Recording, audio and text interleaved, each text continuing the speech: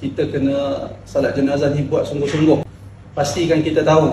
Jangan ada lagi takbir salat jenazah Allahu Akbar, tapi baca doa kita Allahu Akbar kabira walhamdulillahi katsira. Jangan ada.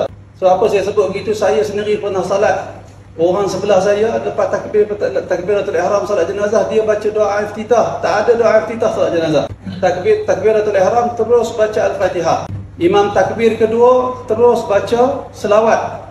Selawat seperti selawat dalam tahiyat yang tuan-tuan baca tu. Allahumma salli ala Muhammad wa ala ali Muhammad, sehinggalah fil alamin innaka Hamidum Majid. Kemudian imam takbir kali ketiga doa untuk jenazah. Doa jenazah yang masyhur dalam masyarakat kita iaitu Allahumma ighfir lahu warhamhu wa'afihi wa'fu anhu wa akrim nuzulahu wa wasi' mudkhalahu waghsilhu bil ma'i wal thalji wal barad wa naqqihi min al khataaya kama yunqqa ath-thawbul abyad min ad-danas, hingga ke akhirnya. Panjang sikit doa tu.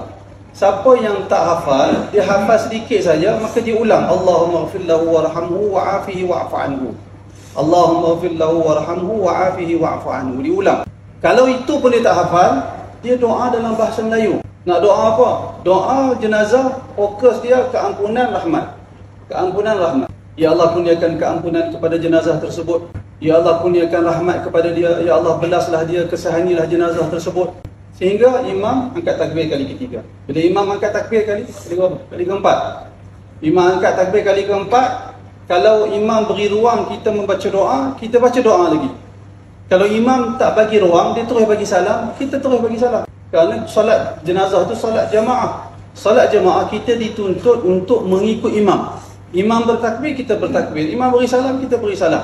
Kalau imam memberi ruang selepas takbir yang keempat untuk kita membaca doa, dalam masyarakat kita doa yang masyhur iaitulah Allahumma la tahrimna ajrahu wa la taftinna ba'dahu.